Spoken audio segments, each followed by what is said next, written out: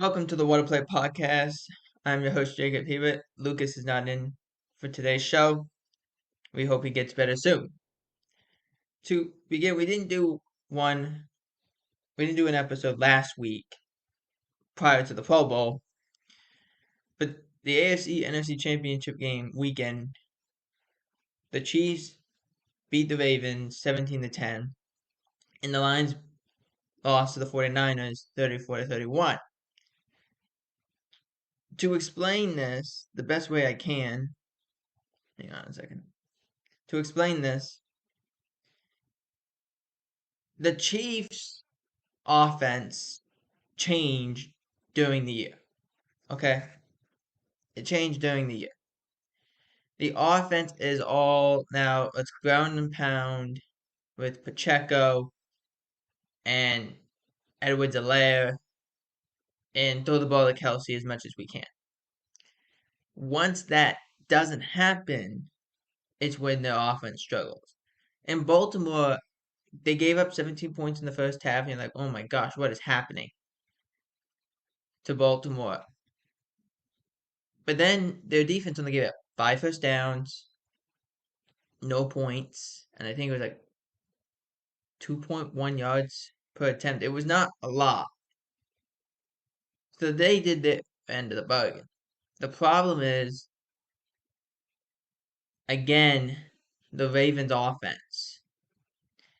This has been an issue for a number of years. We criticize other teams for the same thing. The Ravens, when they go against an opponent that is either on their level, a little bit better than them, or even just a little worse than they are, they get dominated. They just can't play a style. This was a team that was in the Ravens that was more physical on defense and on offense. And Lamar was playing out of his mind. That didn't happen in this game. He got frustrated, Lamar did. They didn't try to throw the ball to OBJ really that much in the first half. Yes, I know you say, well, Zay Flowers had that fumble through the end zone and all that stuff. Yes, that is true. He's trying to make a play. And it's a hard lesson to learn. But you can't throw a ball in a triple coverage because the tight end says he's open. He's not. It's not a good throw.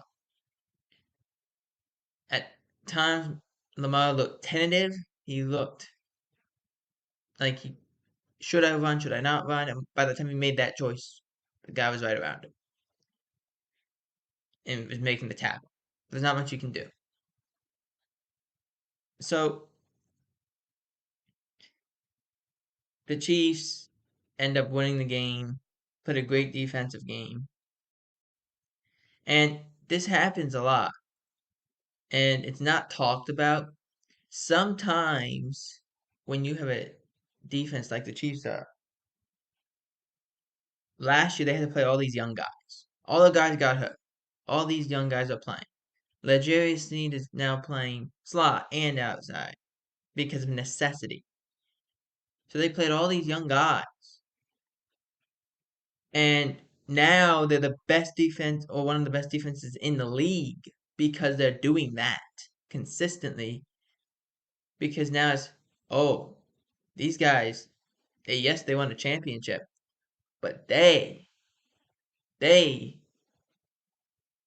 now have all this experience that they're going to be much better, and they are. They're way better.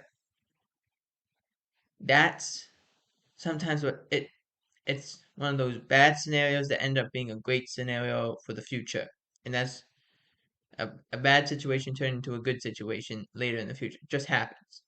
It needed to happen, and it helped the Chiefs throughout the season, especially in this game.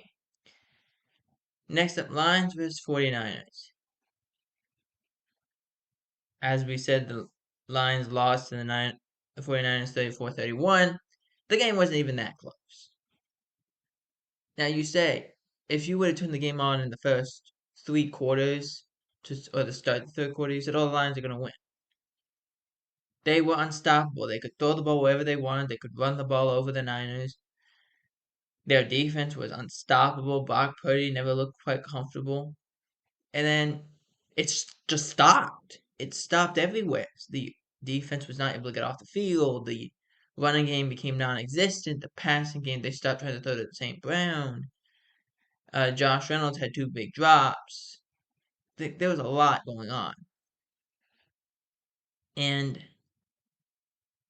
then there's obviously bad coaching, such as deciding 2 times on 4th down to go for it and not have a ideal play call on, where there's a quick answer to everything.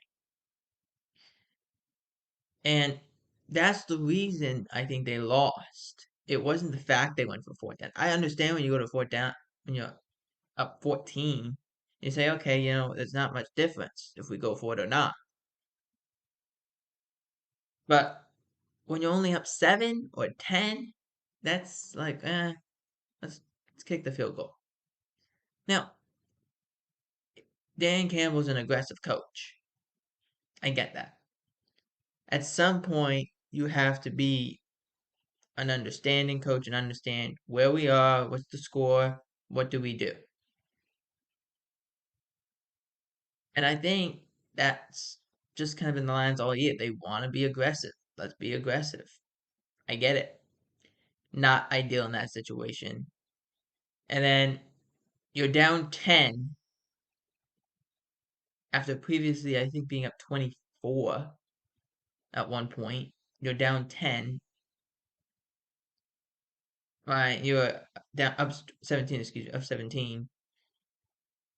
And then you're down 10 within a quarter. And props to the Niners offense. They adjusted, the defense adjusted. And that was it. It just felt that the Lions thought that they were just going to be able to continue and unable to. And that's unfortunate. Because in the first half, the Lions did slash the 49ers every way they could. And then the next thing you know, unable to do it. That's really the big scenario that I come back from is what could have been if they would just have tried for the field goal at one of them. Now, moving into the news, an interesting hire for the Carolina Panthers, as the Panthers have hired former Bucs offensive coordinator Dave Canales. Dave Canales was the first-year offensive coordinator of the Tampa Bay Buccaneers that brought them to the NFC divisional round. He was entrusted with working with Baker Mayfield. And that passing offense was pretty good. I believe, if I remember correctly, the Buccaneers won 5 of their last 6, and that's how they got it to the playoffs. But Canales, first year offensive coordinator, I figured it had to be a young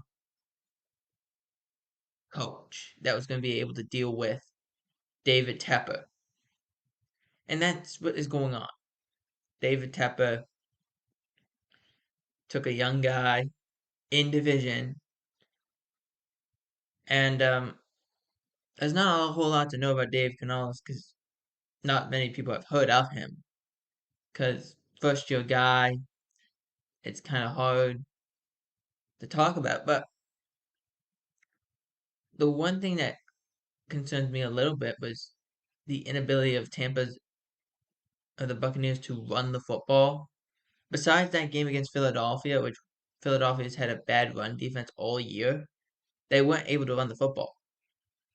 So that's concerning. But the Panthers are rolling with Dave Canales as their new head coach. The Titans hire former Bengals offensive coordinator Brian Callahan. Now, you just think Callahan. I heard that name. Yes. Bill Callahan, the offensive line coach of the Cleveland Browns, that's his son, in which the Browns have given Bill Callahan permission that if he wants to join his son's coaching staff, he can. So we could have both Callahans on the same on the same coaching staff. Brian Callahan, Coach Joe Burrow. I thought he did a great job with Jake Browning. You're in an impossible situation, and you made it a little less impossible. It's hard to do. I like what Brian Callahan does. It's a very good use of his star players. And the Titans, there's a limit to that. I mean, we'll see what happens with Derrick Henry over the course of the next month or two. But it looks like he's gone. So you got Treylon Burks. You got to work with Levis or whoever the quarterback is. Most likely it is Will Levis. So that's going to be interesting. They need to acquire talent. But I like the hire. I thought it was a good hire. I thought that's a good hire. And a lot of coaches say a very similar thing, but because it was national media, it was Jerry Jones saying it. He said, "Look, if you have a great team around you, a great coaching staff around you, other teams are gonna want your people."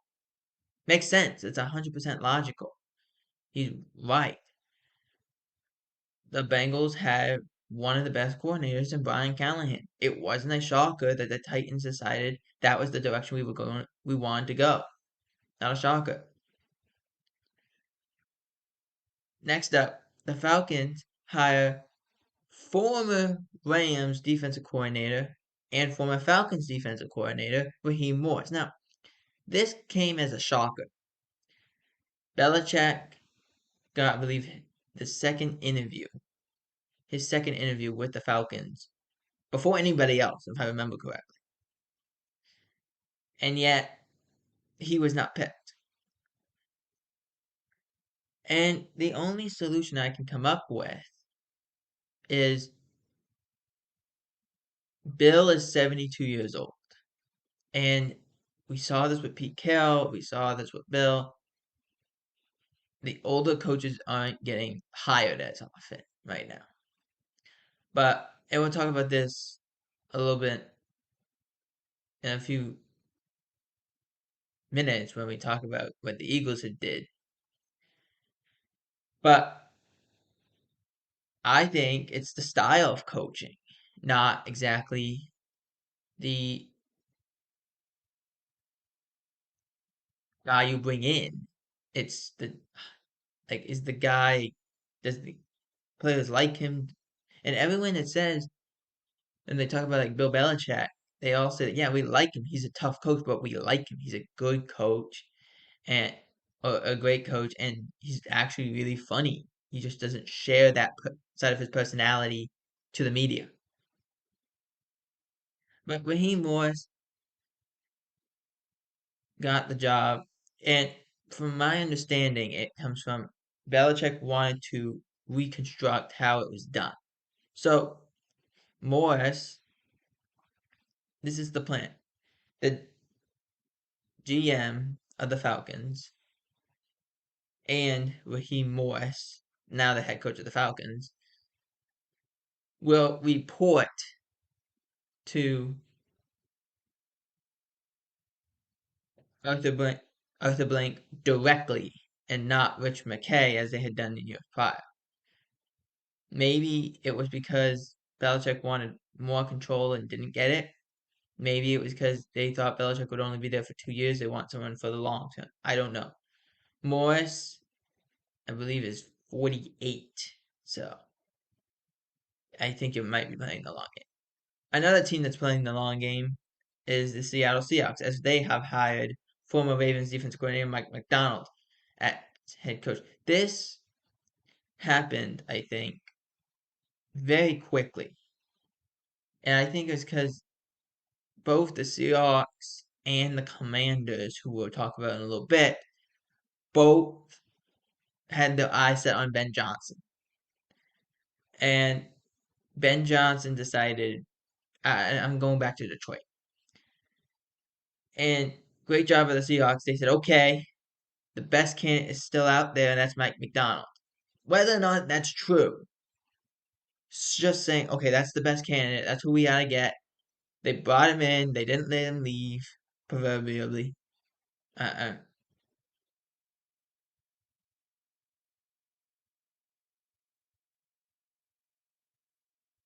And hired him as the head coach.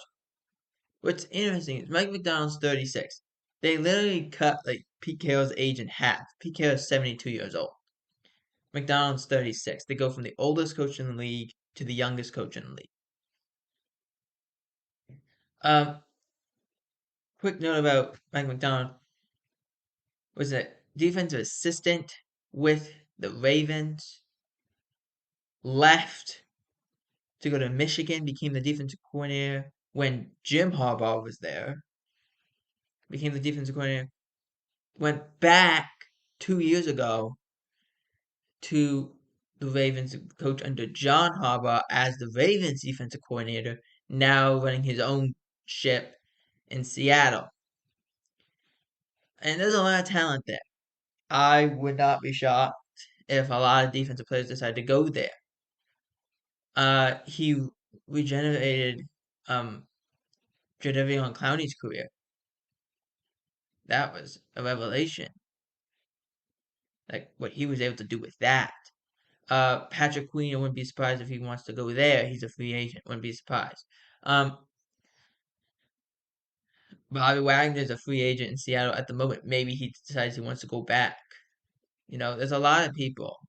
So it's a wait and see project. But Mike Macdonald, the head coach in Seattle. Next up, the Bills named Joe Brady, who was the interim offensive coordinator, as full-time offensive coordinator. That was not a shock by any means. I believe Ken Dorsey went to I think it was Tennessee, might have been Cincinnati. I don't know 100%. I'll have to research that. But obviously, the offense worked way better with Joe Brady as the offensive coordinator. Now he's the full-time offensive coordinator.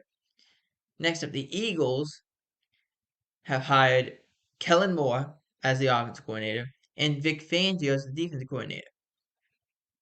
So let's start with Vic. Vic Fangio was coaching the Dolphins. And then one day, just out of the blue, it was announced that Fangio and the Dolphins were parting ways, mutually parting ways. Now, what does that exactly mean? It means I'm not firing you, but I don't want you here. Well, okay, you don't want me here, I don't want to be here, and then there you go. A day later, he's hired by the Eagles, which I found was interesting based on how the rules selection works, but that's neither here nor there. Then the Eagles hired Kellen Moore as the offensive coordinator. And the first thing that came out was the Eagles hired two people that the Cowboys can't beat, which makes no sense because the Cowboys beat the Chargers with Kellen Moore as the offensive coordinator, so it makes no sense. I also want to make note the Eagles hired Doug Nussmeier as the quarterback coach, who also coached in Dallas. Just a sec. But back to Fangio, it really stems from Belichick, Cal, Vrabel, you can include, but Fangio, that old style of coaching in terms of I'm not going to be your friend. I don't need to be at your wedding day. I don't need to be your best man at your wedding day. I am going to teach you. And this gets you into some very interesting conversations. There's a lot of, for an example, schools that they are more content with you being a nice person than a great teacher. That they're more content with you being a student that likes your teacher than getting the best teacher for the job. And to me, there's no better teacher for a defensive coach than Vic Fangio. There isn't. His style, they were talking about it on Hard Knocks. I think it was Van Ginkel, if I remember correctly. He's talking about how, it's hard to learn Vic Fangio's system, but once you learn it, you realize how easy he makes everything. Like, it's not a complex, there's a complexity to it, but you realize just how many great positions he's putting you in to make plays. And that's what he's doing. And the same could go for Belichick, the same could go for Vrabel. But due to the fact they're not smiling and gonna go help you get your car washed and you're gonna go want to drink a beer with this man, do whatever you want to do with him. That's not how Fangio. That's not how any of these older coaches really work. They would tell, hey, this is how we teach. This is what we teach, and it goes back to the teaching. And there was a portion of it where, if I remember, it on Instagram. I think it was Javon Holland, but it was just put underneath in his Instagram, Javon Holland, and it said it shows Javon Holland supposedly throwing rocks in the air and kicking rocks. How could you guys do this to us? How could you get rid of a coach? Yeah, he's not fun. He's not great. But we all had those teachers in school where we had the fun teacher that we liked. We might not have learned anything from them, but we liked them. But then we had that teacher who was hard-nosed, tough, who's going to teach you. You may not like that person, but you learn the most from that person. That's the one you remember. I have two quick stories for this. I had a teacher who was a basketball coach. What I always learned, and I didn't understand it until I started going to the games, I realized what makes him a great teacher is he's a basketball coach. Is he's a coach. He realizes he's got to star people, but he's got this whole crew. They're not all stars, but he's got this whole crew of people he's got to bring for the next. He's got to bring along for the next 3 months, 2 months, whatever. And he's got to instill confidence in them, whether that's yelling at that guy or just patting him on the back. That's what makes a good coach. And what made him a good teacher was that he was a good coach. But what made him a good coach was he was a good teacher. He realized, as a teacher, I have to have patience with these guys. So it instills either way. And so I had a teacher. He was a great teacher. But he understood, okay, I can push you. I gotta lean back a little bit. I could just pat you on the back. That's okay. But I'm gonna scream at you, or I'm gonna be like this. I'm gonna be right in your face. Because there's a reason for that. It was not because he was trying to be mean. It was because he was trying to teach you, and he knew how you were going to react. If it meant you're gonna work harder, then he was gonna do it. If it meant no, it doesn't work with me, okay, fine, we'll figure this out. That's what he would do, and it was smart. It was very smart on his part. It's very psychological, but very smart. I had another teacher who I liked. I liked him. He was a good teacher. I I didn't learn as much in that class. I had another teacher in that grade that I learned more from because he was deadline driven. This is the deadline. The deadline doesn't change. Get it done. I learned more in that class, and I remember more in that class than I did in the class of the teacher I liked. It's just the way it goes. It's the same thing here. Whoever you bring in as a coordinator, it's not about is he liked. Can he do the best job? And Fangio does a great job. Does Fangio the Eagles scare me? Absolutely, because he's a great coordinator and the talent that they got. So, but Kellen Moore does not. It's not the same. I know it. Cowboys fans know it. Chargers fans know it. That how of a coordinator he is. He's a talented coordinator, but we're more terrified of Vic Fangio because we know how Vic is one of the great coordinators in our sport today. Next up, the Commanders have hired their head coach. It is Dan Quinn. Now, like similar to the Seahawks, Ben Johnson was probably the first person on their list. Ben Johnson says no, staying in Detroit. And the Commanders panicked. They panicked. They said, okay, what do we do? What do we do now?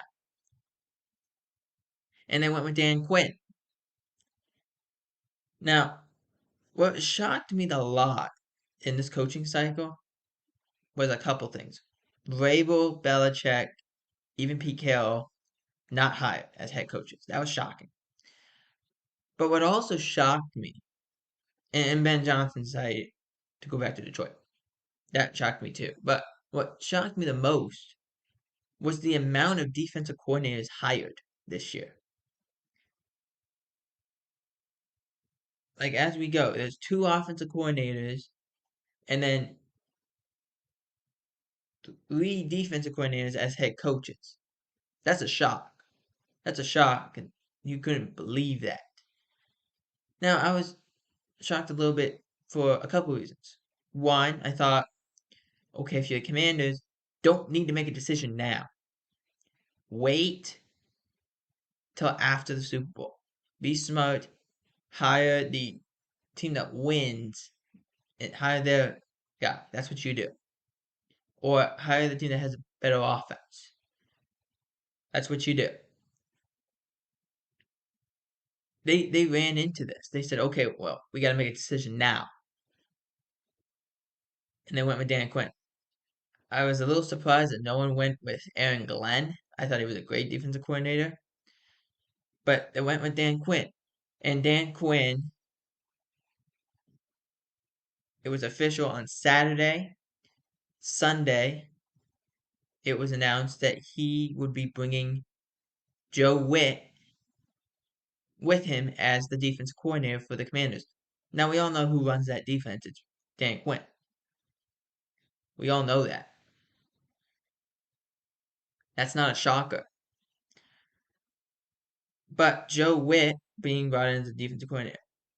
This leads into my next topic as the Cowboys now have a defense coordinator vacancy. They're set to interview Ron Rivera today, Mike Zimmer today, I believe, and there's some inside candidates. Now, I should say inside candidate, not candidates. Joe Witt was an inside candidate that was supposed to be interviewed this morning. Announces, nope, I'm going to Washington to be their DC. Now, Witt's never been a defensive coordinator. He's been a pass game coordinator and a cornerback coach. Never a DC before. So this is new territory for him. But I really think it was because Dallas didn't say, okay, yeah, Mike, you have 1 more year left. Let's renegotiate that contract. They didn't do that. So I think there's that issue. But now you're in this position. Ron Rivera was the name that was floated out there even when Dan Quinn still had the job in Dallas. Mike Zimmer, that name came out of the woodwork pretty much the day up, the day that Dan Quinn left, that it was announced that he would be the head coach. Mike Zimmer said, I would be interested in that coaching job. And then the inside recruits, which is now, I keep pronouncing this wrong. Aden. It's Aden Dirty. I keep saying Aiden. It's Aden. So let's go back. Ron Rivera initially was interviewed for the defensive coordinator position way back in the day when he was the Bears defensive coordinator. Actually, he was interviewed way back in the day, didn't get the job. Mike Zimmer, former defensive coordinator of the Cowboys, was a defensive coach for the Cowboys before that, before being named the defensive coordinator, bounced around, became the head coach in Minnesota, last coach in the NFL in 2021. And then the inside candidates were Joe Witt and Aden Durde. Aden Durde is the defensive line coach who he's had a very interesting coaching career, not just in the NFL, but in his whole coaching life. He's, first off, I should say this, he's German. He's from Germany. Um, he was at one point earlier, he was an intern for the Cowboys in 2014, 2015. I don't know if it was before that or after that. He was the head of the International Pathway, NFL Pathway Program Players. It's a very wordy title, I know. He was the head of that as like in the defensive coordinator for a team. So he has some experience in that department, though it's on that level, not in the NFL, not on the NFL level.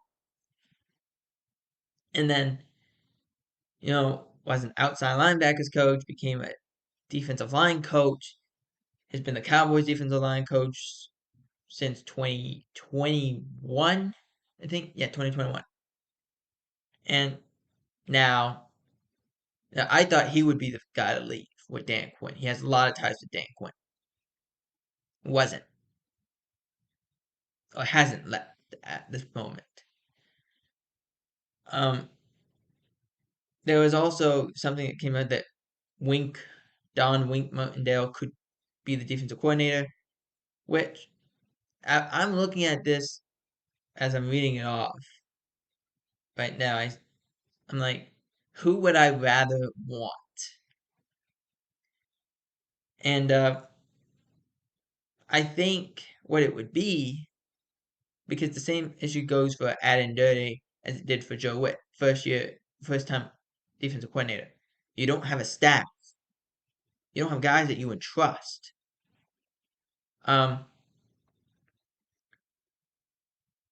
Wink Martindale would be interesting because he knows how to work with athletic players like Michael Parsons. He did it with Isaiah Simmons in New York.